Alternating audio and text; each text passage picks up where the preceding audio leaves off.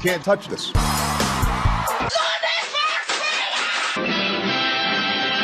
Nous allons mettre sur la table une question centrale, celle de l'Internet civilisé. Je ne dis même pas de l'Internet régulé. Je dis de l'Internet civilisé. Merci Nicolas. Donc, si l'Internet a besoin d'être civilisé, c'est qu'il ne l'est pas. Et donc, ceux qui le peuplent, les internautes, nous, vous, serions des barbares. C'est noté. 4 ans plus tôt, c'est la République populaire de Chine, l'un des 10 pays ennemis de l'Internet, qui voulait le civiliser. Bel héritage. Donc, quoi de mieux qu'une conférence mondiale pour permettre de civiliser ce fichu Internet? La veille du G8, je réunirai avec l'accord de mes collègues, et notamment du président Obama, les grands intervenants de la société virtuelle dans chacun des pays du G8. Ah, l'IG8, Paris, capitale de l'Internet. Ses tentes blanches, son jardin des Tuileries, ses invités poids lourds, Facebook, Google, les décideurs du web. Et au milieu de ces illustres causeurs, un internaute, un barbare, un peu perdu. Gosh, I am. First of all, may I say I'm grateful to be here. A little surprised, given the other members of the panel, because I don't think I'm from the same planet, actually.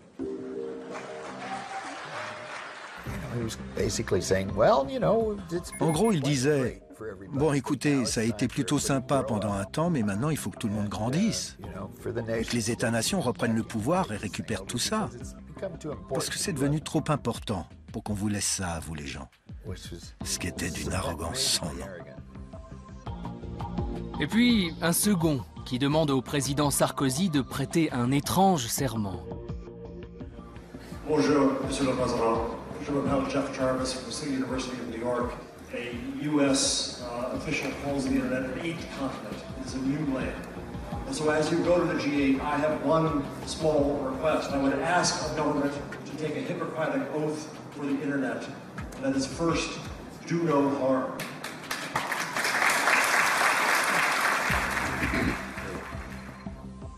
Ne pas vous nuire. Mais bien sûr. Pourquoi voudriez-vous qu'on vous nuise? Vous êtes un potentiel de croissance, de connaissance extraordinaire. J'aime votre expression, le 8e continent. Je l'imaginais déjà plantant le drapeau de la France dans ce nouveau continent de l'Internet. Mais si n'importe quel gouvernement peut proclamer sa souveraineté sur l'Internet, alors ce n'est plus du tout l'Internet. Je résume. IG8, grand ponte, net économie, contrôle, droit d'auteur. Les thèmes sont clairs, simples, efficaces et civilisés. Ah. C'est quoi ce bruit? Le printemps arabe? Des dissidents qui protestent et le font savoir au monde en utilisant Internet. Ça aurait pu être un thème intéressant pour cet IG8. Mais bon, la liberté d'expression, c'est moins sympa que les dirigeants d'entreprises privées qui viennent défendre leur business. Ça, c'est glamour. Et plus rentable. On a donc d'un côté des gens connectés qui utilisent un outil, le réseau Internet, pour s'exprimer librement, pour se parler, échanger. Et puis de l'autre, certains politiques ou industriels qui ne comprennent pas d'où vient ce bruit, ce brouhaha, où n'importe qui peut dire n'importe quoi, et qui cherchent à baisser le volume, question de confort. Ceux qui parlent depuis toujours, c'est eux, ceux qui passent à la télé, normalement. Et ça donne une contre-histoire du net. Et elle commencerait comme ça.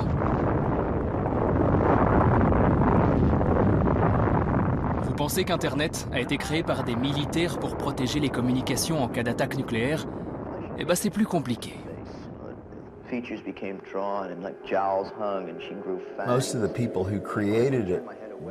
La plupart des gens qui l'ont créé étaient des hippies, même s'ils travaillaient pour la DARPA. Une grande partie des gens qui ont créé l'Internet prenaient du LSD. Donc c'était naturellement un environnement plutôt ouvert d'esprit.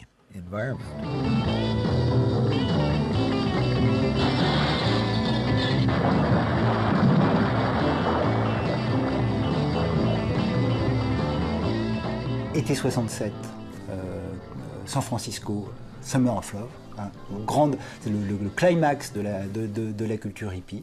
C'est juste après qu'ils vont tous dans les forêts, hein, les hippies, et c'est vraiment les mêmes qui, quelques années plus tard, vont dire on a un autre lieu, on a un autre territoire pour faire communauté, pour réinstaller ce qu'on n'a pas su faire dans le monde réel, qui est le territoire virtuel.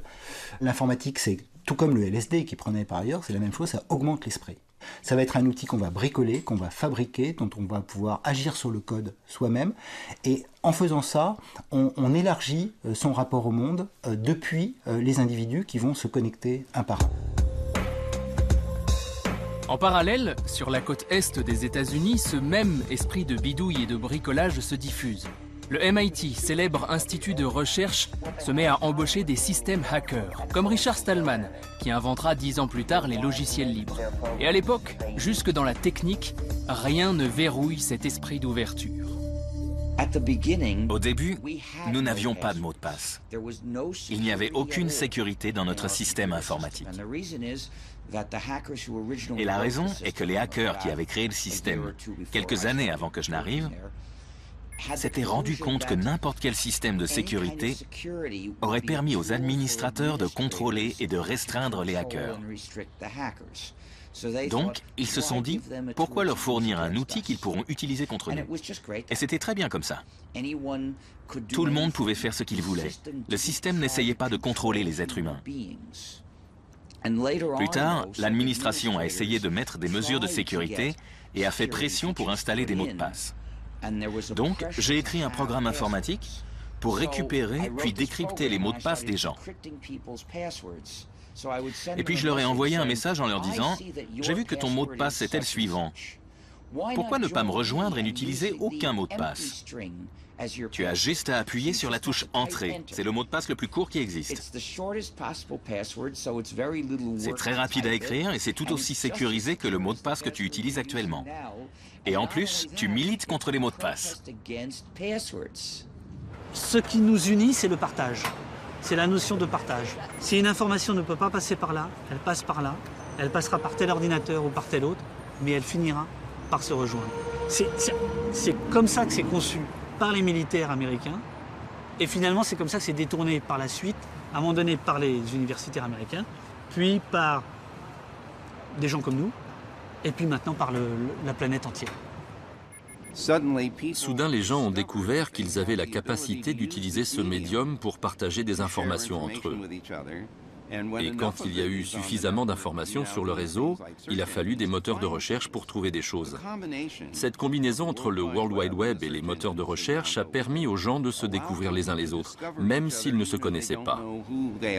Qu'est-ce que c'est que le net? C'est ça, c'est un échange de pair à pair, peer-to-peer, de 1 à 1. Ou de 1 à 1000, ou de 1000 à 1. C'est d'inverser complètement les choses telles qu'elles ont été jusqu'ici, avec le clergé, l'Église qui donnait la bonne parole, puis le politique qui donnait la bonne parole, puis l'imprimeur qui donnait la bonne parole. Là-dedans, il y a des choses formidables. Mais on disait juste, changeons ça. Il y a un outil qui permet de changer ça. Essayons.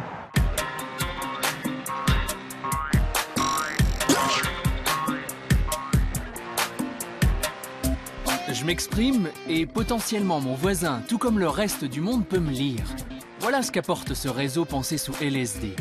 Parmi les premiers, les ados s'en emparent vite, très vite. Certains les appellent pirates, d'autres hackers ou corsaires, mais ce sont surtout des curieux. Ils cherchent, testent, bidouillent. Et leur jeune âge n'est pas un hasard, c'est l'endroit rêvé pour échapper à la censure parentale, le lieu des possibles, de l'aventure. Ah, fichue jeunesse! J'ai pensé que ces gosses, ces hackers, étaient un peu consternants. Ils paradaient, ils étaient provocants. Et je me suis dit qu'il n'y avait pas trop de différence entre eux et ceux qui faisaient du skate. Je me suis dit qu'on pouvait leur prendre leur modem et leur filer un skate, ce serait la même chose.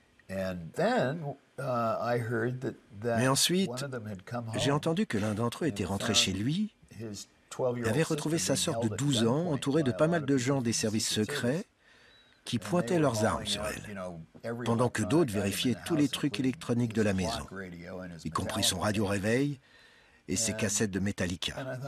Et je me suis dit, tiens, peut-être que ces loustiques sont plus dangereux que je ne l'imaginais, si le gouvernement les traite comme ça. Mais le gouvernement agissait comme s'il menaçait notre civilisation. Mais selon moi, ce n'était pas ça du tout. Il me paraissait même sacrément civilisé, d'une manière plutôt avancée.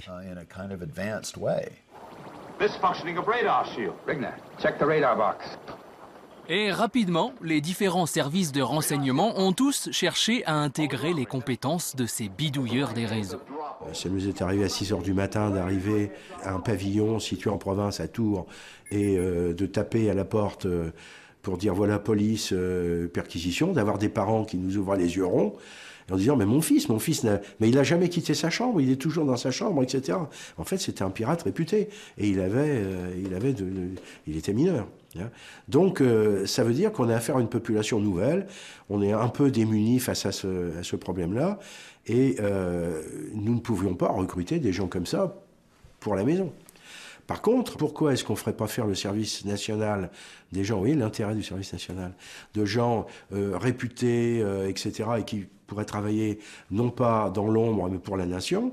Donc on a commencé à recruter effectivement des gens, à l'époque on ne disait pas hackers, on disait plutôt pirates, qui nous ont aidés à comprendre. En France, c'est l'époque où débarquent dans les sous-sols de la DST les baleineaux, recrutés par le général Guyot, alias la baleine. Alors là, j'en avais qu'un la première année, j'en ai eu 2 la deuxième année, puis après c'est monté jusqu'à une dizaine, une quinzaine. Je les recevais tous personnellement avant. Alors j'avais averti les centres de recrutement des profils que je recherchais. Je recevais les gars et j'ai sélectionné suivant leur sens de l'humour. Plus ça avait rigolé, plus ils étaient sérieux pour moi. Parce qu'il faut être fou pour faire ces choses. Il faut s'amuser. Tous les ans, on avait de nouveaux baleineaux et tous les ans, ils pouvaient nous apporter quelque chose de nouveau. Mais c'était des gens, pour la plupart, valables. D'autres, où on se méfiait, parce qu'on les triait sur le volet, tout de même. Le KGB, il avait fait la même chose que nous. Comme il n'avait pas beaucoup d'informaticiens chez eux à ce moment-là, ils ont recruté, ils ont détecté des gens, des hackers, et ils leur ont dit, écoutez, au lieu de vous amuser pour rien, moi, je vous paye un petit peu plus si vous allez voir tel ou tel système. Les Anglais et les Américains s'en prévaient pas non plus. En 1991, je suis sur un plateau de télévision et je vois un hacker, présenté comme un hacker, qui s'appelle Jean-Bernard Condat. Je représente un groupe né très récemment qui s'appelle le Chaos Computer Club de France. Et je m'aperçois sur le plateau qu'il est en fait de mèche avec les policiers qui sont aussi présents. Je veux savoir, est-ce que je peux rentrer dans le ministère de la Défense irakien? Je veux savoir combien de munitions ils ont en ce moment dans leur stock. Voilà, page 629 de ce charmant Irak. Le réseau est IDAS, géré par la société qui s'appelle BTC. Le code d'accès, 0 pour sortir, 4180 code d'accès. Ensuite, vous cherchez dans le paragraphe d'avant, je n'irai pas, le numéro de l'ordinateur central de la société BTC, à qui vous allez demander l'ensemble des ordinateurs gouvernementaux, médicaux ou... Bon, j'arrive à Irak et je peux ensuite décliner. Vous descendez dans l'arborescence, comme dans une architecture, en demandant systématiquement... Mais personne s'en aperçoit. Je pense qu'il y a des mots de passe à l'intérieur. Absolument pas, car il n'y a pas de mot de passe qui bloque à l'intérieur. Comme le disait mon cher collègue, il est totalement possible et directement... Philippe Le Gorju, oui, vous êtes devenu collègue de monsieur, c'est bon. Il m'a sorti mon fichier personnel tout à l'heure. D'accord, oui, non, mais il en fait d'autres. Philippe Le Gorju, le collègue en question, était en fait un ancien gendarme, ex-patron du GIGN. Et donc je vais le voir et il m'explique effectivement qu'il travaille avec la police. C'est quelque chose qui a eu un effet un petit peu dévastateur, c'est que ça s'est su évidemment très vite, comme tout se sait très très vite sur Internet, là ça s'est su super vite, et on s'est retrouvé avec une communauté qui a complètement éclaté, qui s'est orientée plutôt vers le logiciel libre plutôt que vers la culture de la bidouille, vers le hacking, et ça a eu un autre effet dévastateur, c'est qu'il n'y a pas de culture du hacking en fait forte, et donc les médias, quand fait, les grands médias, quand ils commencent à causer de hacking, effectivement, on se retourne toujours vers le cliché du pirate et non pas en fait du maker, du doueur, de la personne qui va fabriquer, qui va détourner des objets, et on perd en fait vraiment l'essence du mot. Des agents de la police judiciaire ont perquisitionné les locaux du Chaos Computer Club de Hambourg la nuit dernière. Des membres du club, qu'on appelle des hackers, sont soupçonnés d'avoir pénétré dans le système informatique du Centre européen de recherche nucléaire. Récemment, le club aurait hacké le système informatique de la NASA. La police crée la surprise. Perquisition au Chaos Computer Club de Hambourg. 15 spécialistes de la police de Hambourg, accompagnés de leurs collègues français et de la police judiciaire, ont perquisitionné les locaux du club, ainsi que 3 appartements. En créant le CCCF, les services de renseignement français s'étaient en fait inspirés du premier grand groupe de hackers, le Chaos Computer Club, créé 10 ans plus tôt en Allemagne et qui, malgré les tentatives d'infiltration, a toujours su rester indépendant. Andy Müller-Magoun, l'un des membres historiques de ce club, est bien loin des pirates décrits par les médias. L'éthique des hackers a toujours joué un grand rôle pour le Chaos Computer Club. À commencer par l'idée que l'ordinateur est un outil pour résoudre collectivement des problèmes. Donc l'idée est de garantir l'accès à l'information pour tous et qu'il y ait moins de concentration du pouvoir. C'est ce qu'Internet nous permet en nous donnant les moyens de communiquer librement sans limite ni contrainte avec le monde entier. Bien sûr, derrière cela, il y a un but pacifique, car des personnes qui discutent ne se tirent pas dessus.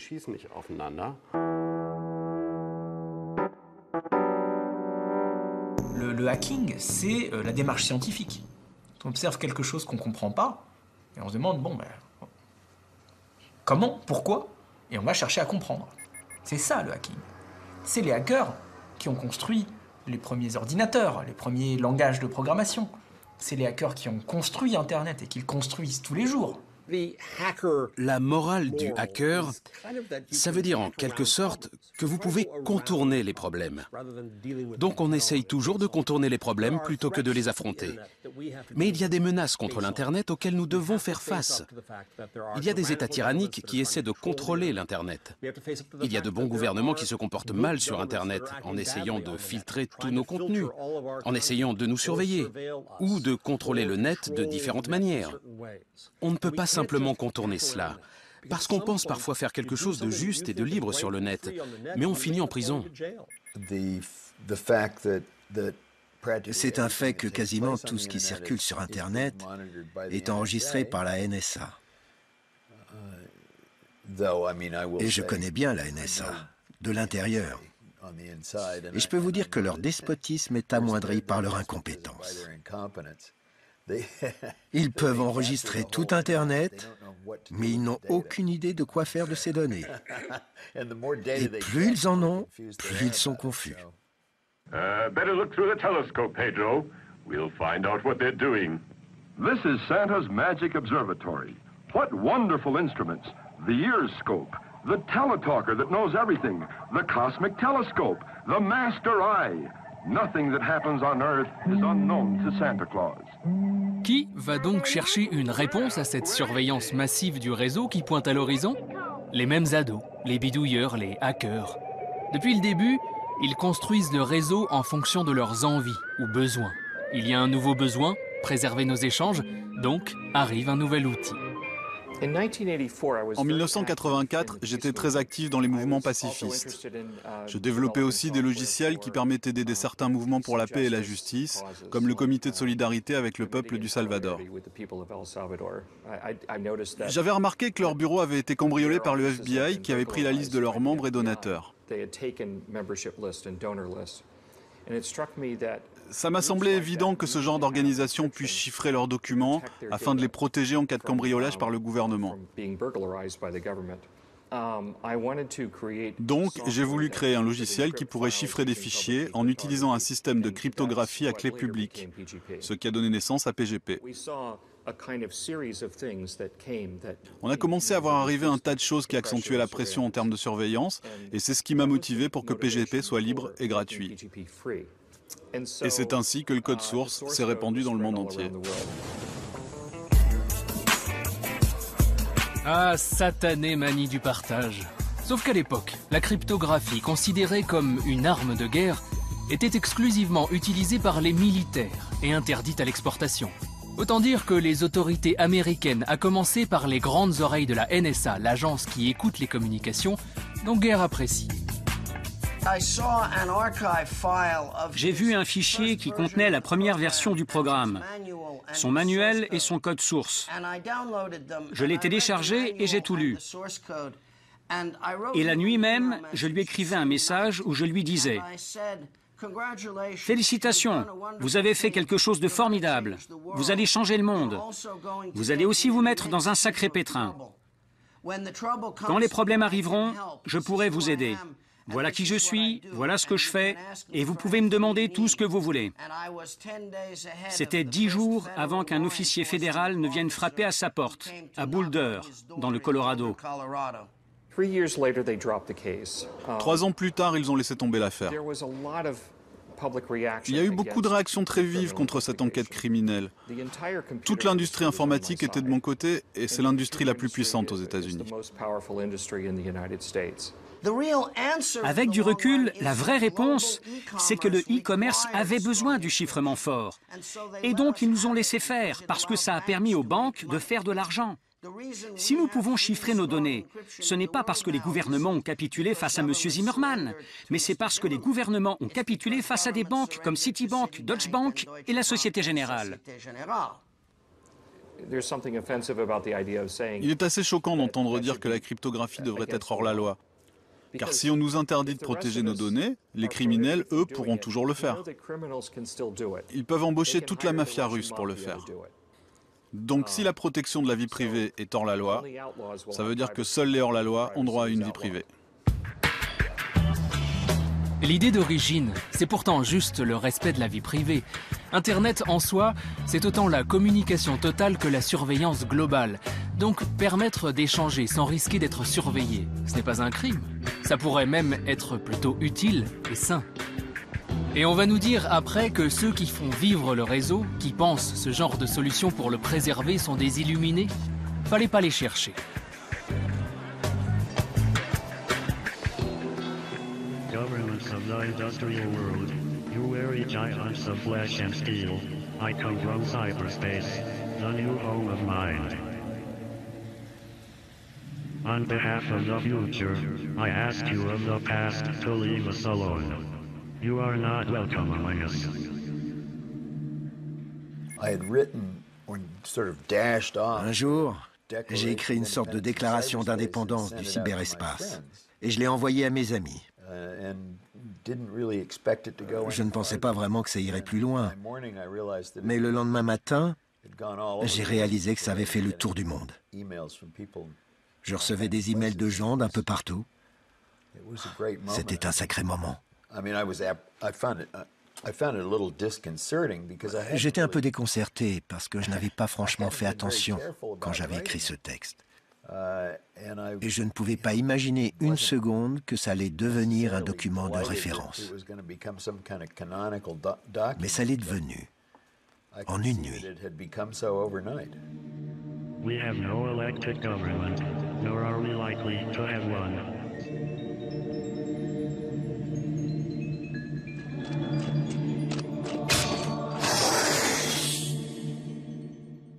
Combien faudra-t-il de jeunes filles violées pour que les autorités réagissent? Combien faudra-t-il de morts suite à l'absorption de faux médicaments? Combien faudra-t-il d'adolescents manipulés? Combien faudra-t-il de bombes artisanales explosant aux 4 coins du monde? Combien faudra-t-il de créateurs ruinés par le pillage de leurs œuvres? Il est temps, mes chers collègues, que se réunisse un G20 du net qui décide de réguler ce mode de communication moderne, envahi par toutes les mafias du monde. Hey guys, ah, ce fameux réseau mafieux. Depuis de nombreuses années, les autorités posent sans cesse la même question. Mais qui se cache derrière cet Internet?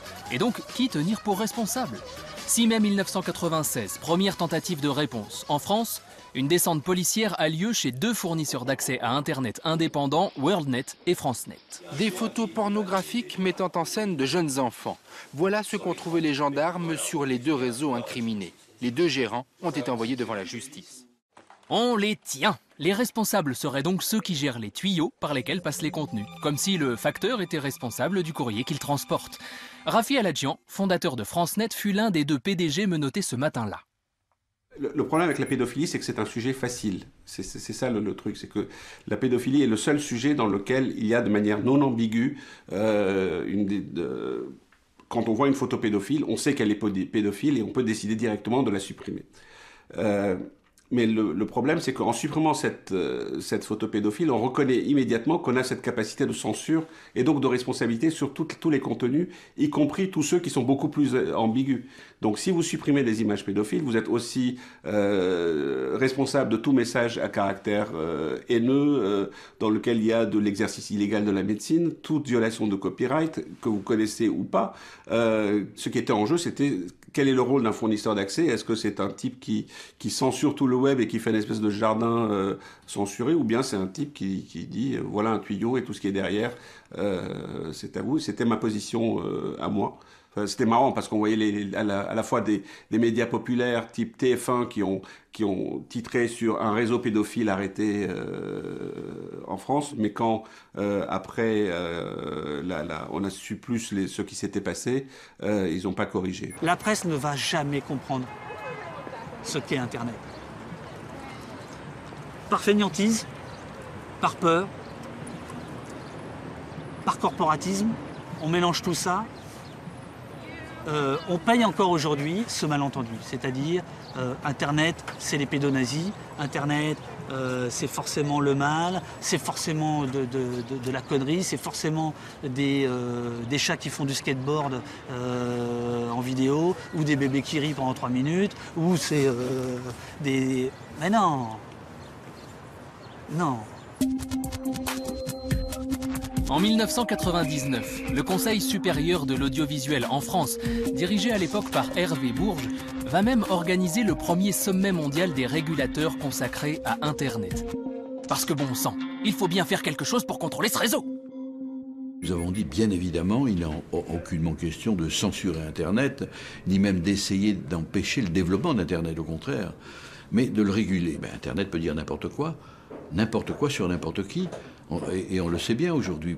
On peut dire que vous êtes un salopard qui avait tué votre femme ou qui avait couché avec votre fille, hein, et vous aurez beau pour protester, c'est passé, c'est parti.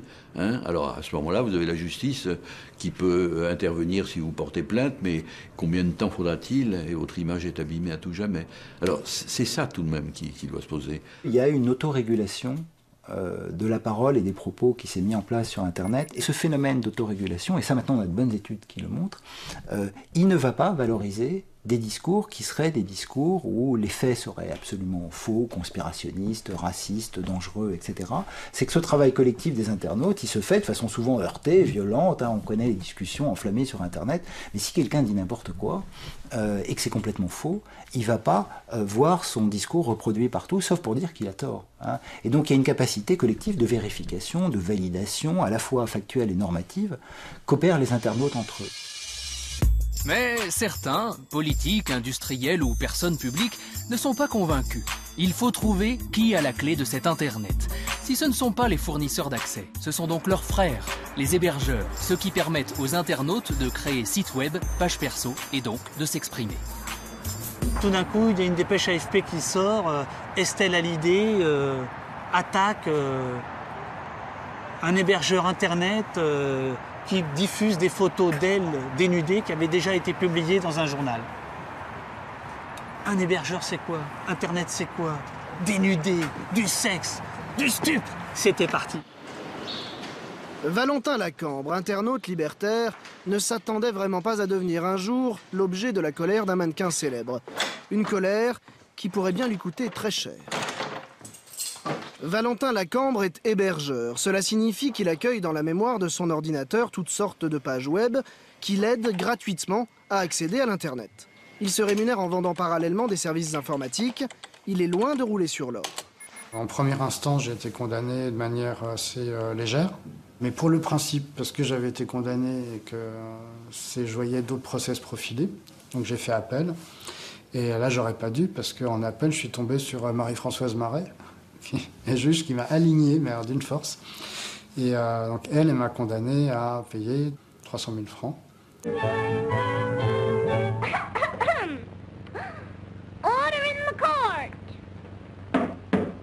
On avait dit, nous allons lancer en fait une espèce de pavé dans la mare en disant, on ne veut pas savoir si c'est un espace de liberté ou pas. Il y a une atteinte à la vie privée puisqu'on retrouve une photo. On fait abstraction de la technique extérieure et par voie de conséquence, on intervient, on interdit et on octroie des dommages et intérêts. Je ne sais plus ce qu'on avait octroyé comme dommages et intérêts à Estelle Hallyday pour atteinte à sa vie privée. Là, je devais payer. J'étais vraiment à la rue, quoi. Je suis parti de mon appart un peu à la cloche de bois parce que j'avais pas de quoi payer. Enfin, l'ambiance, elle n'était pas terrible, quoi. La justice choisit donc de faire pression sur l'hébergeur plutôt que de s'adresser directement au citoyen qui a mis en ligne les contenus incriminés. Logique et astucieux. On solutionne le problème en supprimant l'intermédiaire. On m'a fait porter la responsabilité des 47 000 sites qui sont hébergés sur mes serveurs. En conséquence, ne pouvant assumer cette responsabilité, j'ai qu'une seule solution à ma disposition, c'est de fermer l'intégralité des contenus. Ça veut dire plusieurs centaines, plusieurs milliers de petites entreprises, d'associations, de services d'information qui aujourd'hui n'existent plus parce que je suis incapable d'assumer la responsabilité de contenus qui seraient délictueux. Mais ça ne marche pas à chaque fois. Rafi Aladjian, lui, s'en est mieux tiré. Tant qu'un juge n'a pas décidé que ce contenu est illégal, il n'appartient pas à des gens qui ne sont rien, c'est-à-dire un fournisseur d'accès, de décider. Et en tout état de cause, le jugement de non-lieu qui a été rendu en ma faveur dans cette histoire de pédophilie a considéré qu'il était anticonstitutionnel qu'une entité privée comme un fournisseur d'accès ait un droit de jugement a priori sur les contenus qui peuvent être vus ou pas vus par les choses. Donc non seulement on ne pouvait pas le faire, mais c'était anticonstitutionnel. Qui sommes-nous pour décider, pour appliquer de la censure, ou décider de ce que les gens doivent voir ou pas voir? Donc dès lors qu'une autorité a décidé que ce contenu est interdit, nous le signale et nous enjoint de l'enlever, on est à l'obligation de l'enlever, mais on n'a pas autorité pour décider de ce qui doit être enlevé ou pas. Il faut quand même se rappeler, et je pense que c'est unique dans l'histoire des États de droit modernes, que les premières décisions qui ont été rendues par des juridictions, que ce soit aux États-Unis ou en France, sur Internet, et c'était dans les années 90, c'était l'année 1996, la première décision rendue, c'est pas un tribunal d'instance, un tribunal de commerce ou un tribunal de grande instance local, c'est le Conseil constitutionnel, donc la plus haute des juridictions, avant même qu'aucun juge en France n'ait à connaître d'Internet, qui va censurer un amendement qui était présenté par le ministre chargé des télécommunications en 1993, qui s'appelait François Fillon. Et dans le cadre de la loi de libéralisation du secteur des télécoms, ils avaient voté un peu, on va dire, à la hussarde, en pleine nuit, un amendement qui responsabilisait très fortement les intermédiaires techniques. C'était déjà dans l'idée de contrôler le truc par les intermédiaires techniques. Et aux États-Unis, Bill Clinton fait voter le Decency Act, et la Cour suprême va annuler les dispositions relatives à Internet. Et c'est des faits uniques, encore une fois dans l'histoire des États de droit, c'est les plus hautes juridictions qui se prononcent et qui protègent Internet, consciemment ou inconsciemment. Mais c'est quand même unique.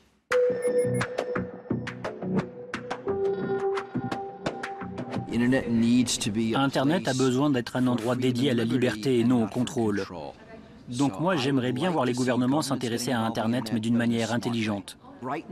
En ce moment, les gouvernements s'intéressent à Internet, mais pas de la bonne façon. Je crois qu'il y a beaucoup de pression pour le contrôler. Et on a des législateurs qui ne comprennent pas comment il fonctionne, ni quels sont les effets de leurs actions quand ils essayent de le réguler d'une façon beaucoup trop lourde et restrictive. Et je pense que ça sera un problème majeur dans les 5 à 10 années à venir.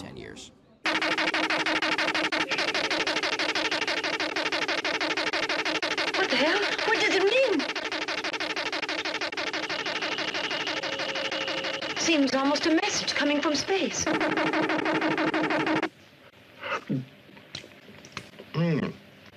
Pâté du foie gras. Captain, our computer is picking up a strange signal. Here, sir, you better take a look at it. Thanks. It's impossible. The computer's got to be wrong.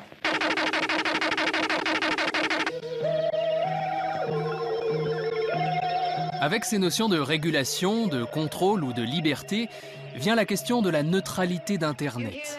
Le principe est simple. Pour que le net soit neutre, rien ni personne ne doit modifier les contenus qui circulent dans les tuyaux. Come on, relax. I agree that those are not normal signals, but I also think the computer isn't functioning right, that's all. So stay calm. I really think that computer in there has just got to be drunk. La neutralité d'Internet, c'est un petit peu le concept de se dire où qu'on se trouve en fait sur le réseau, on voit Internet de la même manière, on accède aux mêmes choses. C'est ce qui fait que Internet est Internet, c'est-à-dire une espèce de grosse base de données mondiale avec laquelle on peut discuter avec tout le monde, et surtout de se dire que l'intelligence n'est pas concentrée à un endroit du réseau, c'est-à-dire chez Orange, chez Numéricable, chez un tel ou chez un tel, mais l'intelligence en fait vient des extrémités du réseau, donc des utilisateurs. La neutralité des réseaux est la pierre angulaire de la liberté d'expression sur Internet. Il n'y a pas de liberté d'expression possible s'il n'y a pas de neutralité des réseaux. Sinon, tu ne sais pas ce que tu regardes. En fait, sinon, tu es dans Matrix. Tu es dans la matrice, on te présente des choses dont tu ne sais pas si elles sont vraies, dont tu ne sais pas si les textes sont bien ceux que les auteurs ont écrits, etc. C'est-à-dire, on te présente tel article, on te dit que tel homme politique a dit ça, qu'est-ce que tu en sais? Il faut que tu aies confiance. Et il faut que tu aies confiance, pas que dans le journaliste qui rédige l'article disant « machin a dit que Bidule était un con ». Il faut que tu aies confiance dans le réseau qui a transporté l'article pour ne pas l'avoir réécrit à la volée. Et il faut que tu aies confiance dans la tablette qui t'a présenté l'article pour ne pas l'avoir réécrit à la volée.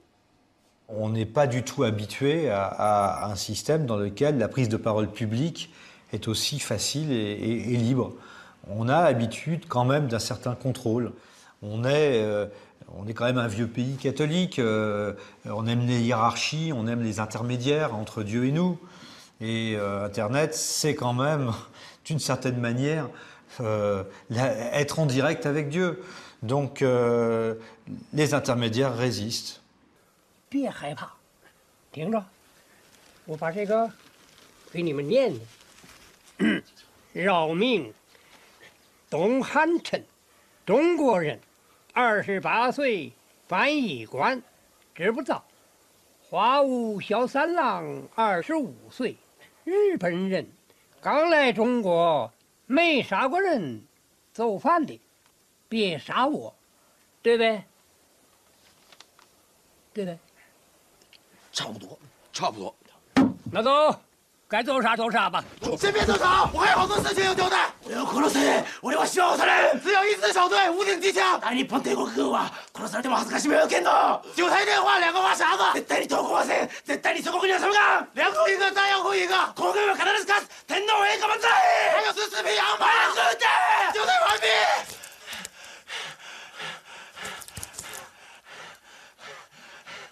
La quête infinie se poursuit donc. Mais qui contrôle Internet?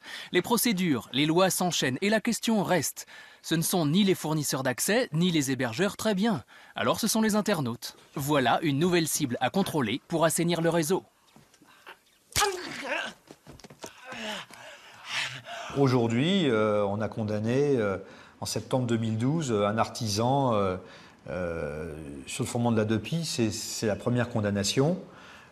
À une contravention de quelques centaines d'euros, parce que son épouse avait téléchargé Root Boy de Rihanna, qu'elle ne savait pas faire fonctionner un logiciel peer-to-peer, et qu'il a été flashé 1500 fois, parce qu'il a été partagé, mais j'ai presque envie de dire à son corps défendant.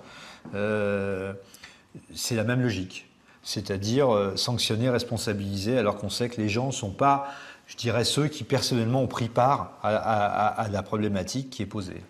Adopi, en fait, a normalisé, quelque part, la surveillance des internautes par une société privée, pour des raisons qui sont des raisons mais totalement infondées, qui sont des raisons de copyright.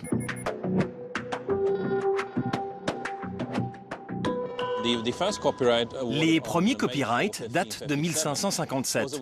C'était en Angleterre et le but était de supprimer toute dissidence politique. La reine avait alors accordé le monopole de l'impression à l'imprimerie londonienne. Et en échange, elle pouvait censurer tout ce qui sortait de ses presses. Ça remonte à cette époque. Nous avons eu cette culture fermée où une petite élite privilégiée pouvait décider quelle culture et quel savoir serait délivré au peuple. Mais Internet a changé tout cela. Internet a donné une voix à chacun. Pour la première fois dans l'histoire, une petite fille de 9 ans au Paraguay, qui vient d'avoir son premier ordinateur portable, peut aller sur Wikipédia et ajouter du savoir au savoir commun de l'humanité. Ça n'est jamais arrivé avant. Il y a vraiment un domaine dans lequel la France a pu être en avance, c'est la répression en matière de droit d'auteur. Et dès que Sarkozy a été élu, John Kennedy, le président de l'IFPI, donc l'organisation mondiale de lobbying des producteurs de disques, a dit avec Sarkozy, on tient notre champion, lui défendra nos idées. Et donc une fois entré en vigueur, l'ADOPI a pu envoyer Marie-Françoise Marais, la présidente de la commission de répression, aux quatre coins du monde, aux frais de la princesse, pour aller participer dans tous les raouts de l'industrie pour dire, regardez, en France, ça marche, sortir des chiffres bidons de son chapeau, et comme ça, vendre le modèle français à l'international. Ça, elle continue aujourd'hui. C'est pas un petit changement technique, c'est véritablement une révolution, parce que je pense véritablement que nous sommes à un changement de civilisation. Il va y avoir des modèles qui vont apparaître, mais il ne s'agit pas de faire la course avec le gourdin. Arrêtez de m'appeler la mère fouettarde du net. Non, je ne suis pas la mère fouettarde du net. Sûrement pas. Que l'échange de fichiers se fasse... Je pense que c'est une possibilité, mais qu'elle se fasse d'une façon qui préserve tout ce qui est droit d'auteur, droit de tous les internautes, pas des internautes, de tous ceux qui participent à l'industrie. Je pense que là, il y a un véritable problème. Est-ce qu'on rémunère une rente ou est-ce qu'on rémunère un travail? C'est un truc de fond. Là, chercher le vaccin contre le sida quand il y a 200 malades connus dans le monde, ça sert à rien. Par contre, quand il commence à y avoir quelques millions de malades un peu partout et des morts, niveau pépette, c'est mieux. Donc ça, c'est un modèle où tu rémunères la rente. Et donc, il faut créer des rentes si tu veux créer de la rémunération. Puis tu as un autre modèle qui est de dire on rémunère le travail. C'est-à-dire que la société, par un biais ou par un autre, que ce soit l'économie de marché ou que ce soit une autre forme d'économie, dit je souhaite que tel travail soit fait. Et donc, je vais rémunérer les gens pour le faire. C'est un modèle qui est assez classique en France. Hein. C'est ce qui fait de nous un pays soviétique aux yeux de beaucoup. Mais on a une recherche publique qui est très développée. C'est le modèle du CNRS. Hein. C'est le modèle normal du CNRS. On paye les chercheurs à chercher. Et le gars qui trouve, il ne gagne pas des millions. Il a juste fait son travail de chercheur, pendant lequel il a été payé, une paye de chercheur, honorable. Et puis c'est tout. Et c'est ce choix-là qui est, entre autres, caché derrière ce que font les ayatollahs du copyright. C'est un monde du revenu de la rente contre un monde de revenu du travail. Et c'est un choix de société très profond. Si ne pas réguler, c'est laisser le marché réguler, moi, ça ne va pas. Non. Parce que c'est une forme fallacieuse de réguler les choses. Moi, je suis pour l'éducation, voilà, tout simplement. C'est-à-dire que apprendre les pratiques, transmettre des pratiques, je trouve ça beaucoup plus fort que d'interdire. Voilà. Et il se trouve que la vie m'a amené à côtoyer des univers comme celui de la musique, celui du cinéma, etc., où on a bien vu que ce sont des industries anciennes, lourdes, qui n'ont absolument pas compris ce qui se passait et qui ont essayé d'interdire et qui ont perdu. L'interdit ne sera jamais porteur d'intelligence. Jamais. Il y a des gens qui essayent de contrôler l'accès à la culture du XXe siècle. Il y aura des gens qui voudront contrôler la culture du 19e siècle. Et partout, il y a des gens qui pensent que quand on prend un bouquin de physique et qu'on fait une copie pour quelqu'un qui est trop pauvre pour se l'acheter, c'est potentiellement criminel. On criminalise la lecture de la même manière qu'on criminalise le fait d'être pauvre. Ça me fait penser à Victor Hugo qui a dit « Par la volonté de Sa Majesté, il est interdit aux riches comme aux pauvres de dormir sous les ponts. » Et de la même façon, nous interdisons aux riches comme aux pauvres d'apprendre gratuitement, ce qui ne pénalise pas du tout les riches, mais écrase les pauvres. Eh bien, si on pouvait mettre un terme aux lois diaboliques, comme la loi Hadopi, nous aurions alors un Internet qui respecterait les droits de l'homme.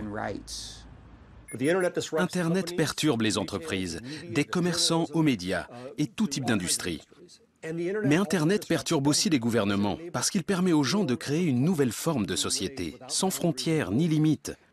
Et ça remet en cause l'autorité de ces gouvernements. Donc, ces gouvernements et les entreprises qui restent sur de vieux modèles se regroupent parfois pour essayer de restreindre Internet et lutter contre ces changements.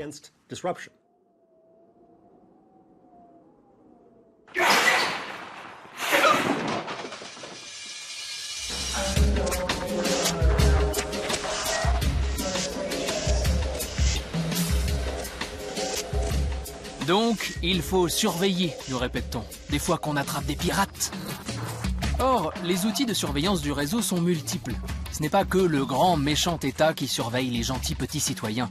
C'est bien plus complexe, car nous tous, dans notre frénésie de partage et d'échange, nous créons un peu plus chaque jour cette société de surveillance. Timo Tutz est estonien. Il a bêtement construit une machine qui, en scannant notre pièce d'identité, retrouve et affiche toutes les infos que nous avons laissées en ligne, de notre plein gré.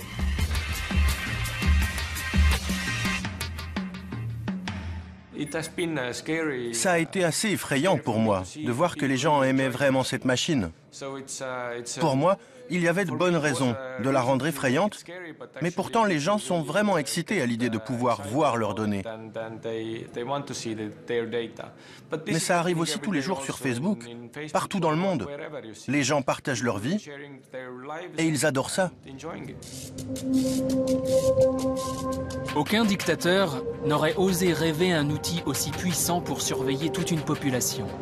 Le grand risque d'Internet, ce ne sont peut-être pas ces pirates qui partagent, mais plutôt ces entreprises qui stockent les données qu'on leur cède volontairement chaque jour. Facebook est la version postmoderne de la Stasi. C'est comme ça qu'il faut le voir. Si on regarde le nombre d'informateurs, la Stasi avait infiltré un peu plus de 10% de la population en Allemagne de l'Est. Facebook, dans certains pays comme l'Islande, atteint près de 88% de la population. Les informations que les utilisateurs mettent sur Facebook à propos de leurs amis, de ce qu'ils font, sont déposées bien plus régulièrement que ne pouvaient le faire les agents de la Stasi quand ils rapportaient des informations à leurs supérieurs.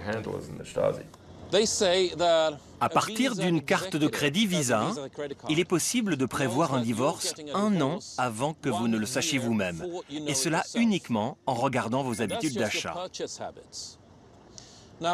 Alors imaginez ce que Google ou Facebook peuvent savoir sur vous. Si on vous diagnostique une maladie grave, la première personne à le savoir, ce n'est ni vos parents, ni vos amis proches, ni vos enfants, votre mari ou votre femme, c'est Google. Nous avons construit le net de façon à ce que toute utilisation qui en est faite puisse être surveillée, d'une façon où chaque serveur web stocke l'information de qui accède à quoi.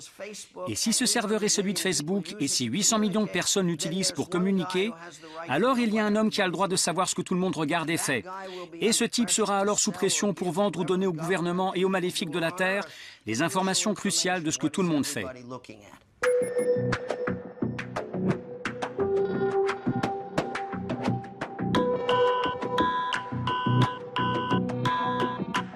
Les réseaux sociaux vivent sur le fil rouge de la confiance, en essayant d'aller le plus loin possible en termes d'utilisation des données personnelles. Et c'est ce que disait aussi le patron de Google, Eric Schmidt, qui disait « Nous sommes juste à côté de la ligne jaune, nous essayons de ne pas la dépasser. Je ne sais pas si ce propos dit par une société comme Google n'est pas le plus inquiétant qui puisse se faire dans ce domaine. Avoir un accès libre à Internet ne veut donc pas forcément dire être libre. En 2012, l'Azerbaïdjan, pays classé 162e sur 179 sur la liberté de la presse, accueille le Forum sur la gouvernance de l'Internet des Nations Unies, histoire de planter l'arbre qui cache la forêt. Des centaines de défenseurs de la liberté d'expression se retrouvent donc à Bakou, la capitale. Cela même que Nicolas Sarkozy, dans son IG8 de businessman, avait mis de côté. On n'est pas un paradoxe près. Protection of human liberties is one of the vital activities of the modern Internet network. Pourtant, dans ce même pays, se déguiser en âne, comme ce blogueur, Emin Mili, et mettre en ligne une vidéo où l'on se moque du gouvernement lorsqu'il investit dans un grand cheptel d'ânes, c'est risqué. Après l'avoir fait, Emin a été tabassé par 2 gros bras qui l'ont évidemment accusé d'avoir frappé le premier. Il passera donc près d'1 an et demi en prison pour hooliganisme. Frais, léger, courtois.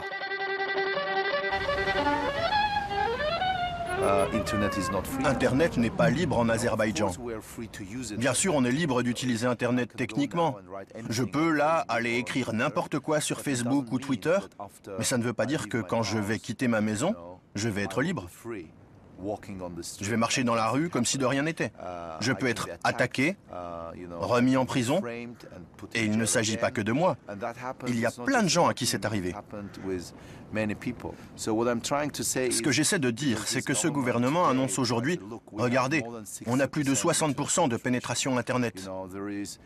Il y a 900 000 personnes sur 9 millions qui sont sur Facebook en Azerbaïdjan. Et ils disent, regardez, ça grandit vite, on est un pays libre. Mais ce n'est pas vrai. Tu ne peux pas mesurer la liberté d'un pays en mesurant son accès technique à Internet.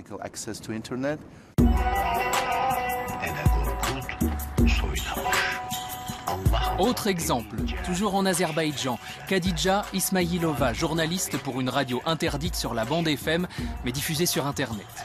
Alors qu'elle enquête sur une affaire de corruption qui touche la famille du président, elle reçoit une lettre. Dedans, une photo d'elle faisant l'amour avec son compagnon. En fait, 3 caméras avaient été installées dans son appartement, jusque dans sa salle de bain. Et cette lettre était une menace pour qu'elle stoppe son enquête. Elle a continué, la sextape a été mise en ligne. Et plutôt que de demander à censurer le site qui hébergeait la vidéo, Khadija a choisi de sacrifier sa vie privée au nom de la défense des libertés. Il ne s'attendait pas du tout à ma réaction. Je n'ai pas fait marche arrière. J'ai dit que je n'avais pas honte de ce qu'il s'était passé, de ce que j'avais fait. J'ai dit que ceux qui devaient avoir honte étaient ceux qui volent l'argent du peuple, qui détournent les opportunités du peuple pour enrichir leur propre famille. J'ai fait une déclaration publique sur Facebook et ensuite, les médias l'ont reprise. L'enquête fut ouverte et mes amis et ma famille m'ont dit de demander aux enquêteurs, au gouvernement ou au ministre de la Communication de bloquer en Azerbaïdjan le site web qui hébergeait la vidéo afin que ma vie ne soit pas en danger.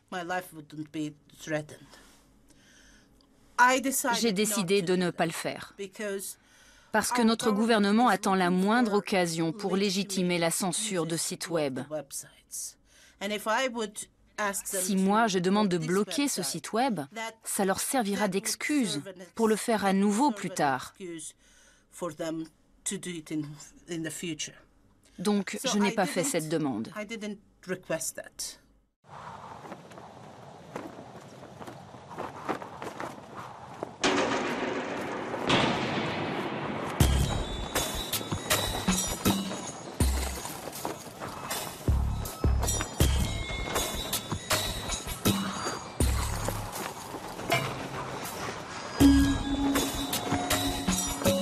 Aujourd'hui, si les tentations de censure ou de surveillance du réseau sont de plus en plus grandes, c'est peut-être aussi une bête question de finances. L'appât du low cost, jusque dans la surveillance. Il y a quelques années, acheter une antenne radar pour espionner un satellite de communication, c'était pas donné, et réservé aux grandes nations industrialisées. Mais cette époque est révolue. Dans un monde où toutes les communications ou presque sont numérisées, les coûts chutent, la tentation grimpe et le business de la surveillance devient rentable. Tout le monde parle de cyberguerre et personne ne parle de cyberpaix. Mais pourquoi? Eh bien c'est simple. C'est parce qu'il y a tout un tas de lobbies richissimes impliqués dans ces opérations de cyberguerre. Et toutes ces entreprises essayent de terroriser le Congrès américain, entre autres, pour qu'ils financent ces programmes et ainsi obtenir leur part du gâteau.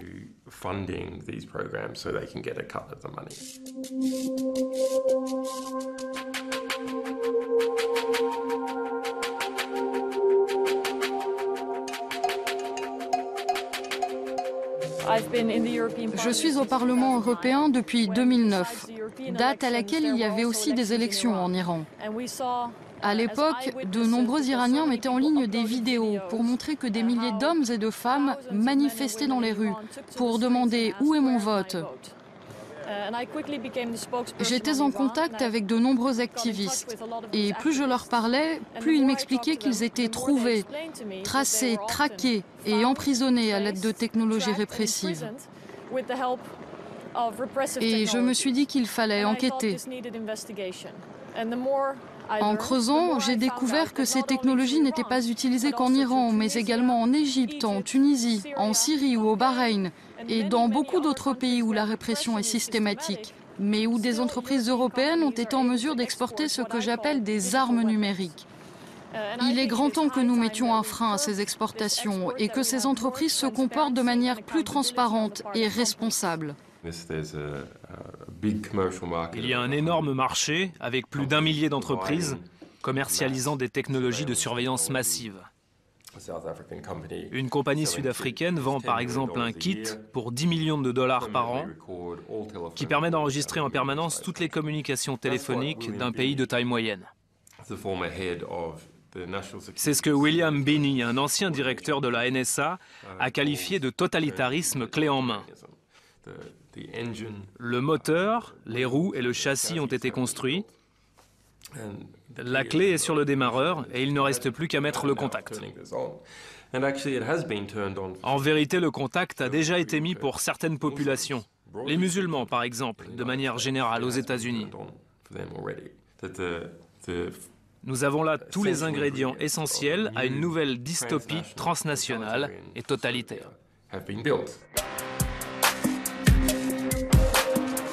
Je vais être le président de la France des droits de l'homme.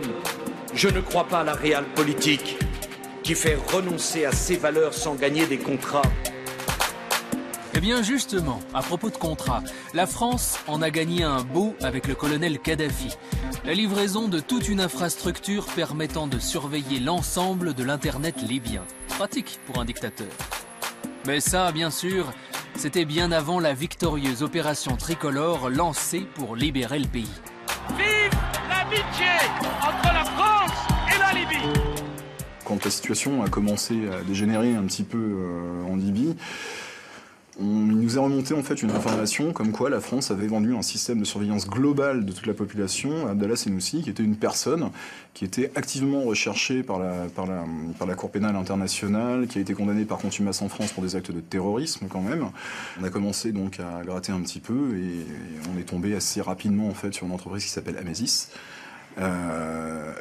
qui a été effectivement mise en cause directement ensuite par le Wall Street Journal, qui a découvert vraiment les infrastructures, les installations d'Amesis en Libye, dans une prison qui avait été désaffectée et qui avait été réhabilitée en fait pour devenir un centre d'écoute. C'est légal ou c'est pas légal? Quand c'est pas légal, on vend pas. Mais est-ce que vous êtes conscient qu'il y avait des vies humaines qui étaient menacées? 2003, levée de l'embargo. 2007, il serre la main des plus grands, d'accord? Et vous venez en 2011, d'accord, me demander si j'ai pu poser une question de savoir si ça allait servir à traquer des opposants, d'accord, dans son pays.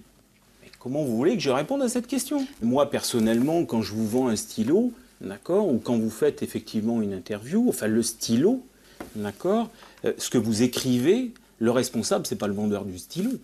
Comment on peut, mais sans trembler des genoux, dire qu'on vient de vendre un stylo à un pays qui était en pleine révolution, à qui on a aidé en fait un dictateur notoire et même un terroriste en la personne d'Abdallah Senussi. Dire sans trembler des genoux, ok, je te file un stylo, moi je vends un stylo, quoi. Il faut être vraiment gonflé en fait pour comparer ce qui a été vendu à la Libye à un stylo. Il n'y a pas qu'Amesis qui vend ce genre d'outils. Amesis s'est fait une spécialité, par contre, de l'interception légale et de l'interception massive à l'échelle d'une nation. Maintenant, la technologie elle-même est d'origine française. C'est quelque chose qui est né au laboratoire de l'IPSIS, qui a donné naissance d'ailleurs à une entreprise sur laquelle on tombe assez régulièrement quand on fait des recherches sur les pays dans lesquels on soupçonne que ces technologies sont utilisées, qui est une entreprise qui s'appelle Cosmos. On a beau nous assurer que Cosmos ne vend pas de système de surveillance et tout, on a énormément d'éléments qui nous prouvent le contraire. Faut savoir que cette entreprise Cosmos a été prise la main dans le sac en train de vendre un système de surveillance à travers un consortium italien à Bachar el-Assad. Et elle n'a pas fait ça il y a 10 ans, elle n'a pas fait ça il y a 5 ans. Elle était en train de s'apprêter à le vendre il y a à peine quelques mois. Depuis, Cosmos a annoncé qu'elle se retirait du projet syrien, tout en précisant être restée en parfaite conformité avec l'ensemble des législations en vigueur. Une position également défendue par Amesis. Après tout, c'est vrai, aujourd'hui aucune loi n'interdit à une entreprise occidentale de vendre des armes de surveillance à un dictateur. Traditionnellement, les pays démocratiques établissent une liste des armes qu'ils ne peuvent pas vendre sans autorisation, et une autre des pays à qui ils ne peuvent pas vendre ces armes. Les technologies de surveillance et de contrôle de l'Internet ne sont pas dans cette liste. Ce ne sont pas des technologies interdites. Si on est sérieux quand on veut promouvoir la démocratie, on ne doit pas vendre ces technologies aux pays qui vont en abuser. Et en plus de ça, on ne doit pas être un mauvais exemple. Nous ne pouvons pas ignorer les besoins de sécurité. C'est important. Mais on ne peut pas ignorer l'équilibre qu'il faut avoir avec les libertés civiles non plus. Et c'est de cet équilibre dont nous parlons.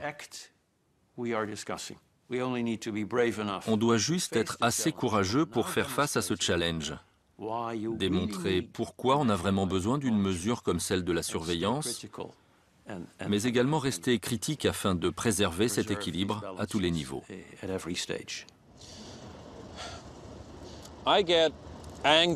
Ça m'énerve à chaque fois que j'entends l'expression interception légale, qui est le terme officiel utilisé pour décrire la mise sur écoute. Parce que la notion même d'interception légale implique que c'est OK, que c'est bien, parce qu'elle respecte la loi. Mais c'est une connerie. Ce n'est pas parce que c'est légal que c'est juste ou moralement justifiable. Et l'histoire a toujours été très dure avec ceux qui ont choisi de suivre la loi quand la loi était mauvaise. Je pense que la loi est mauvaise, et c'est pour cela que je suis entré en politique, afin de changer tout cela. La vice-présidente de la Commission européenne, Viviane Reding, a dit il y a quelques années devant le Parlement européen que nous avions sacrifié nos libertés depuis trop longtemps sur l'autel de la sécurité et qu'il était temps de rendre justice à nos libertés. Maintenant que le temps a passé, que la nervosité générale du 11 septembre et de ce qui a suivi a disparu, on devrait peut-être se demander, avons-nous vraiment besoin de ça? Parce que c'est pire que d'être sur une pente glissante. La plus grande bataille porte sur les libertés individuelles, afin de défaire certaines choses. À commencer par le fait que mon téléphone portable puisse être tracé par le gouvernement. C'était impensable au milieu des années 80. Comment en sommes-nous arrivés là? Et comment revenir en arrière? Les technologies ne sont pas plus un outil de libération qu'elles ne sont un outil d'asservissement. La vision un peu angélique de John Perry Barlow sur un monde libéré des États et qui irait vers un mieux-être global parce qu'il utiliserait les technologies, est une vision qui doit être sérieusement teintée, non pas de pessimisme, mais de pragmatisme. Les technologies seront ce que nous en ferons. The calculator is helping to define society's most complicated problems. It is a tool for turning inspiration into fruitful prediction. As an information machine, it has done much to broaden the base of our growing concepts. But the real miracle is the promise that there will also be room for those smallest details that have been the basis for man's most rewarding wishes. This is a story of a technique in the service of mankind.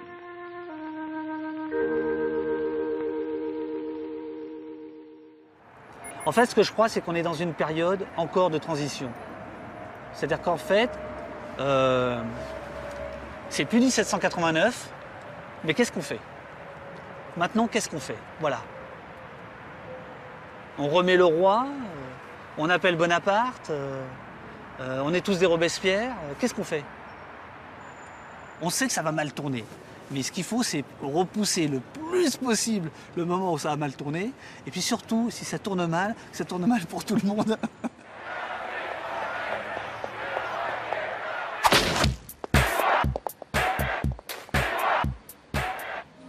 Certains choisissent donc d'agir. Et ils le font avec cette sacrée habitude qu'offre Internet, sans demander la permission. Comme le collectif international Telecomix qui, en Syrie, a aidé les internautes à contourner la surveillance du régime. On peut les appeler hackers, mais ce sont avant tout des gens connectés à d'autres grâce à un réseau et qui cherchent à s'entraider. En Syrie, le réseau est totalement surveillé par le gouvernement. Des gens ont été arrêtés chez eux en raison d'activités sur le net, et ça doit toujours être le cas. Des gens ont dû mourir parce qu'ils avaient mis je ne sais quoi sur Facebook. Et nous avons mis à disposition des infrastructures permettant de mettre en ligne des choses en contournant la surveillance. Cela peut paraître prétentieux, mais nous étions à ce moment-là les seuls à pouvoir le faire. Une ONG ne peut pas intervenir comme nous l'avons fait. Nous avons attaqué les décisions d'un État souverain. En d'autres circonstances, cela serait considéré comme une déclaration de guerre. Nous, Telecomix, avons décidé qu'il était important pour les gens de pouvoir mettre en ligne des informations. Et nous avons décidé de contourner les décisions d'un État par tous les moyens.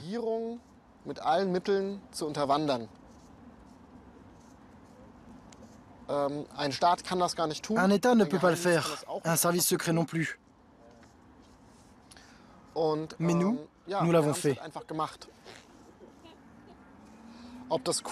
Je ne sais pas encore si c'était bien, j'y réfléchis toujours.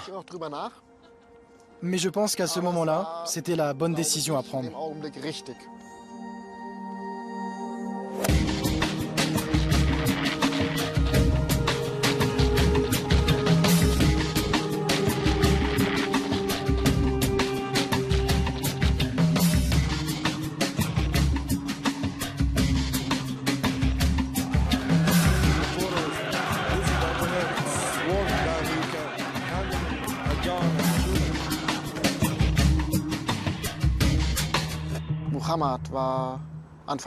Muhammad avait tout juste 20 ans.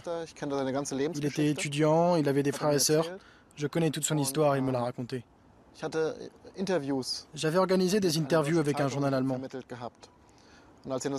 Lorsqu'on a voulu faire la troisième interview, je l'ai cherché et je ne l'ai pas trouvé. J'ai demandé à des gens où il était.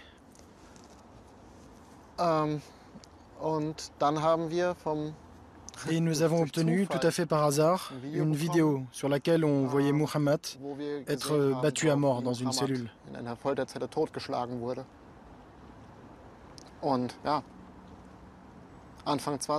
Il avait tout juste 20 ans, rêvé d'un monde libre, d'un pays libre.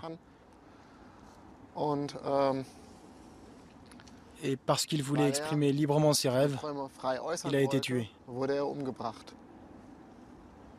Dear peoples of the Middle East and North Africa, this is Telecomix. We have a short message for you. Recently there have been massive uprisings in many countries, from Tunisia to Egypt.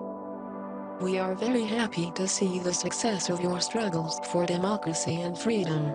We are also sad to see the violence that happens. Telecomix works for defending free communications. During the last week we have worked intensively with providing modem lines and amateur radio communications when the internet was shut down completely in Egypt.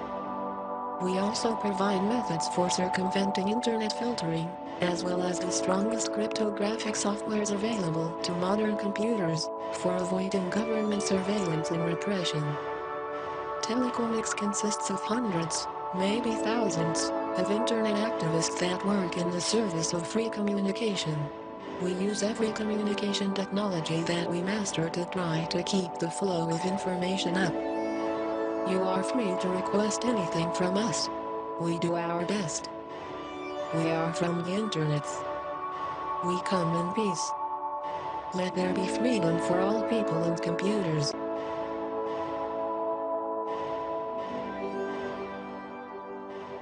The question is, I think, la question est, est-ce que les hackers peuvent individuellement changer le monde?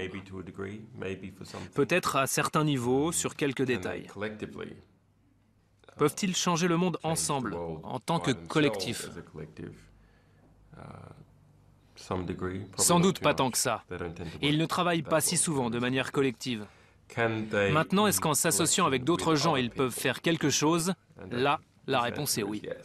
Il y a une phrase très belle que j'aime beaucoup de Ben Schneiderman qui disait « Il n'est plus temps d'apprendre à nos enfants à surfer, il est temps de leur apprendre à créer des vagues ». Je crois que le citoyen doit créer la vague. Je pense que l'on est en train de vivre un profond changement de société. Et cela change si vite que nous n'avons pas le temps de comprendre ce qui arrive. Nous ne savons pas comment réagir.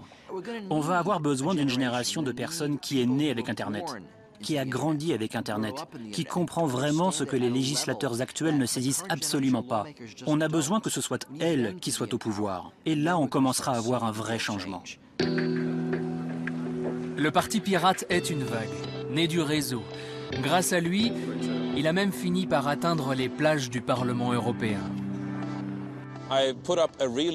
J'ai mis en ligne un site vraiment moche qui disait « Vous savez les gars, je pense qu'on peut réunir 225 000 voix. Et si on y arrive, on sera au Parlement. Voilà notre projet, voilà comment on va le faire, je pense qu'on peut le faire. » 3 ans et demi plus tard, aux élections européennes de 2009, on a obtenu 225 915 voix, ce qui nous a propulsés au Parlement européen. Quand Nicolas Sarkozy s'est fait élire et qu'on a lu en filigrane de son programme le délire sécuritaire d'Internet, on s'est dit qu'il fallait se mettre en ordre de bataille, qu'il fallait inventer quelque chose. C'est là qu'on a créé la Quadrature du Net. Et on s'est dit, eh bien, on va hacker la politique.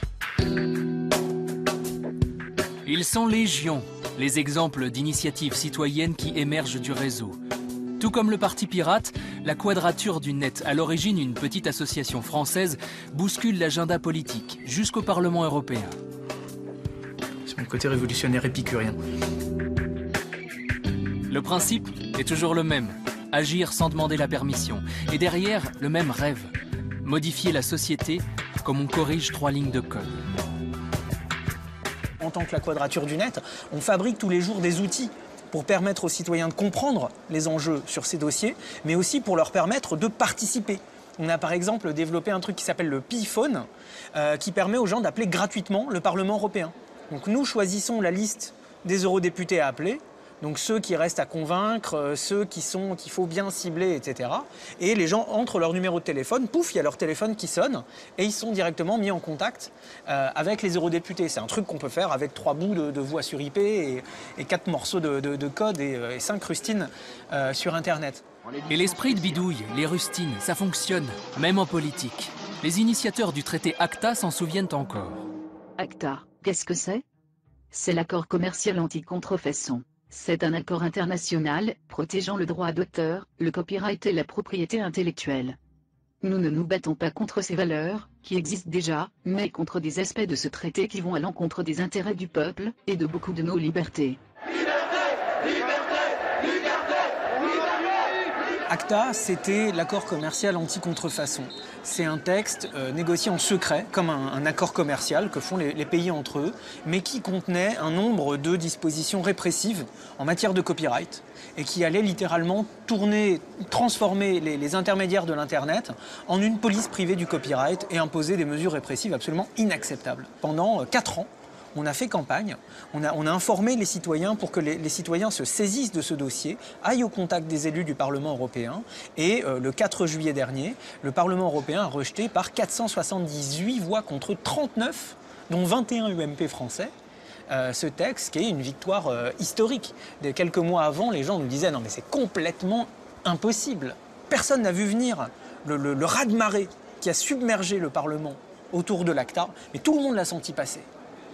Eh bien, c'est ça, la force de l'Internet, lorsqu'elle est appliquée à la participation démocratique, à la participation citoyenne. Et c'est ça qui quelque part, est beau et un peu magique, parce que ça ne se contrôle pas, ça ne se commande pas. On ne siffle pas dans un sifflet, et puis il y a 100 000 personnes alignées avec une seule tête qui dépasse, qui font chef, oui chef. Ça ne se passe pas comme ça. C'est complètement spontané, organique. On est surpris nous-mêmes.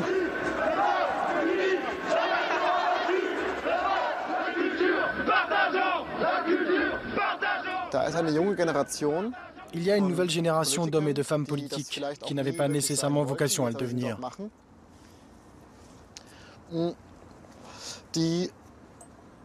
Ils font désormais ce boulot de politiciens qui ont grandi sur Internet et avec Internet. Ils savent ce que signifie le terme de transparence, ce que cela signifie de prendre des décisions de manière compréhensible. Ils sont habitués à communiquer de manière réactive, rapide. Ils sont aussi habitués au fait qu'il existe un certain nombre de libertés.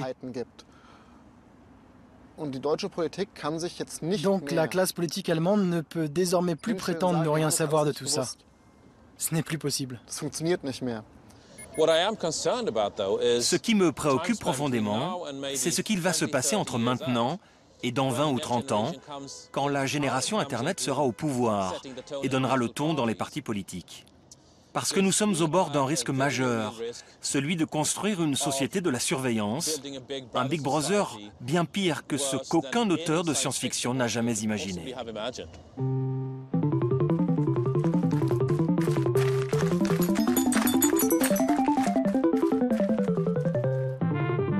D'ici là, comme le disent certains, il faut continuer à coder.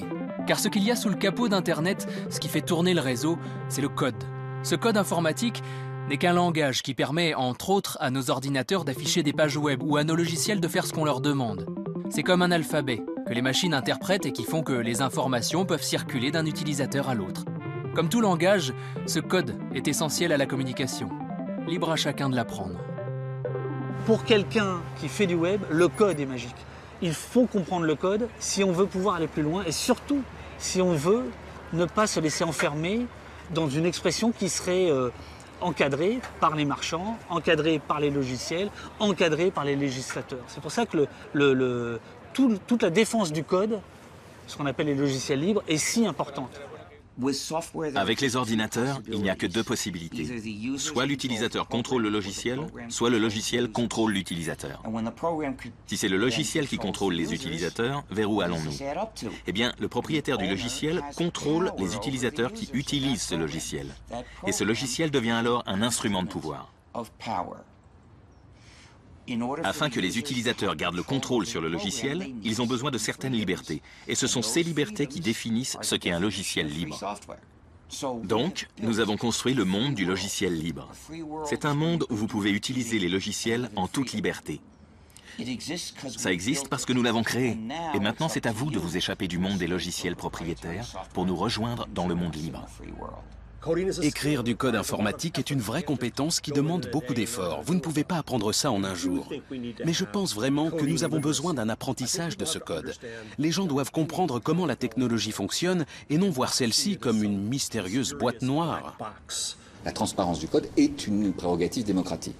Et donc l'intérêt du code libre et ouvert, de l'accès possible par les citoyens à ce code, est évident. Donc le logiciel libre, les mouvements open source, c'est une chose. Mais ne pas se tromper. Aujourd'hui, le code est accessible qu'à ceux qui savent le manier, c'est-à-dire une extrême minorité. Une extrême minorité. Et donc, l'un des enjeux pour les temps qui viennent, ce n'est pas là encore que l'on puisse accéder au code, mais que les citoyens puissent devenir promoteurs, créateurs du code. Et là, les choses changent. Si vous avez, non pas une techno-élite de 1,5% ou de 1%, mais une capacité pour 10, 15, 20%, voire pourquoi pas un jour 50 ou 60% des citoyens, de créer non pas simplement leur code, mais à terme les services qu'ils devront utiliser. Et pourquoi pas, puisqu'on en parle, les objets qu'ils pourront créer un jour avec des imprimantes 3D, puisque c'est l'évolution évidente vers laquelle nous allons, on voit bien que c'est cette capacité à créer, et non pas simplement à utiliser les réseaux, qui pour moi sera composante essentielle de la démocratie.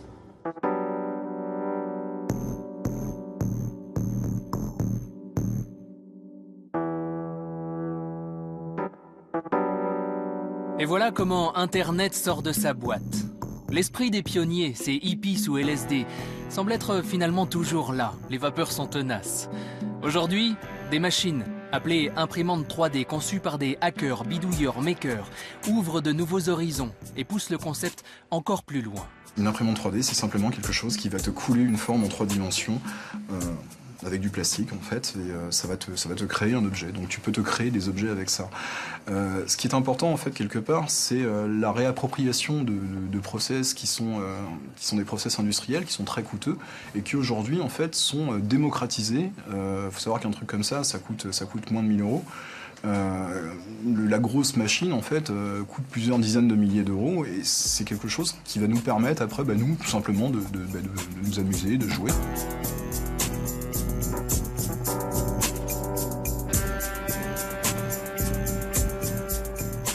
C'est une machine qui, quelque part, moi, qui me vend du rêve, quoi. Je me dis, mais enfin, voilà, la vie réelle peut être comme Internet. On peut hacker des process, on peut hacker des objets et fabriquer des trucs nous-mêmes et devenir propriétaire de notre petit bien commun, qu'il soit matériel ou immatériel, quoi. J'adore l'idée, j'adore le principe, j'adore réfléchir aux impacts que ça peut avoir, c'est-à-dire la capacité de pirater des objets et que ce qui est arrivé à l'industrie de la musique puisse atteindre l'industrie du peigne. Bon, on est au balbutiement et aujourd'hui c'est très laborieux, très difficile et très cher, mais c'est très très excitant. Au-delà des imprimantes 3D, les hackerspaces émanent aussi de la culture du réseau. Ces hangars, studios ou garages remplis d'outils en tout genre sont ouverts à tous, jour et nuit. Mitch Altman, l'un des pionniers des hackerspaces, donne même à tout le monde les clés de celui qu'il a ouvert à San Francisco. Dans ces lieux, on invente des solutions pour répondre à des problèmes concrets et ainsi agir sur notre quotidien. Et les applications sont nombreuses. Après le tremblement de terre au Japon et les problèmes sur les réacteurs nucléaires de la centrale de Fukushima, le gouvernement japonais voulait éviter que la population ne panique. Donc ils n'ont pas donné toutes les informations sur les taux de radiation. Alors les hackerspaces de Tokyo ainsi que d'autres dans le monde ont commencé à fabriquer leurs propres compteurs Gégère. À Tokyo, ils avaient plutôt de bonnes motivations pour fabriquer des compteurs Gégère efficaces. Il y avait pas mal de gens très doués en électronique. Donc, ils ont travaillé ensemble pour fabriquer ces outils de mesure pour des sommes dérisoires. Ils avaient aussi des amis au Crashspace, un hackerspace de Los Angeles, et ensemble, ils ont créé le projet Safecast. L'idée est la suivante, ils ont vendu très peu cher ou même carrément donné ces compteurs Gégère. Ces compteurs étant reliés à Internet, ils ont juste créé un système qui enregistre automatiquement les taux de radiation partout où se déplacent les personnes qui en ont.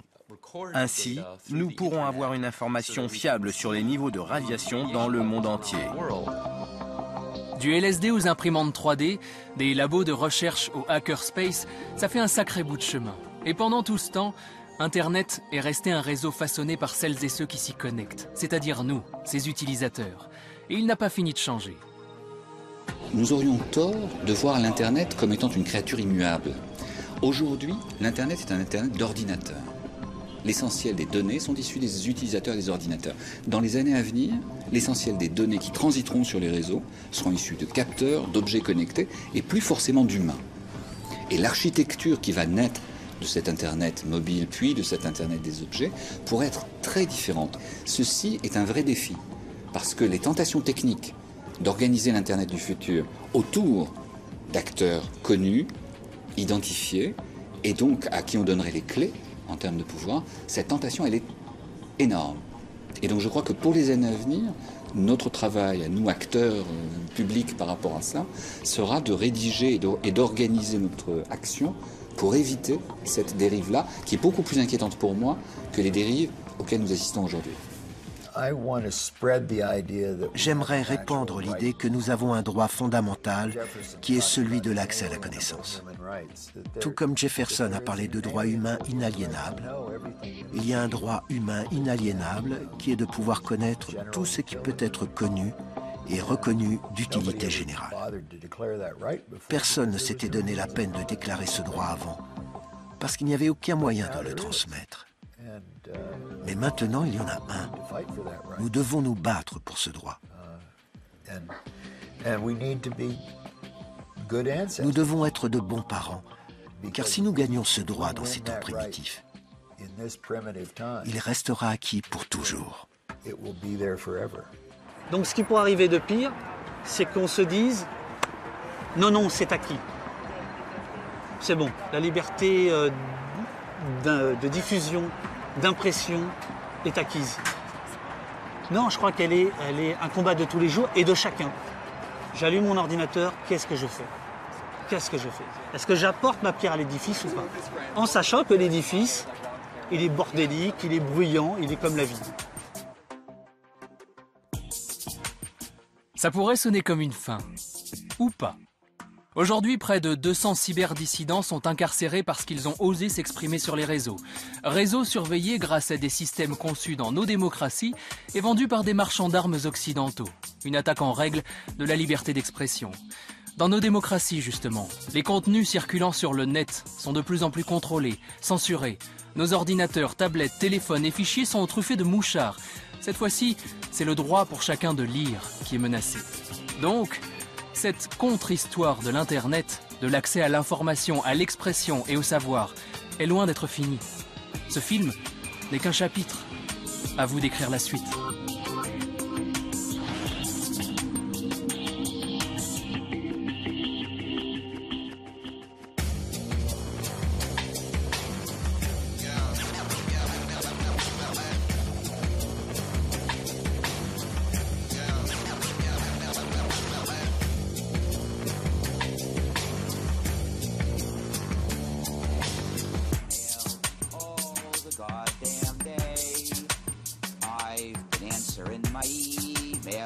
My work gets done that way. Can't you feel the fingers ache and type until early in the morn? Can't you see the letters blurring? It's just an ad for porn. But my song's obsolete. The spam nowadays doesn't have ads for porn.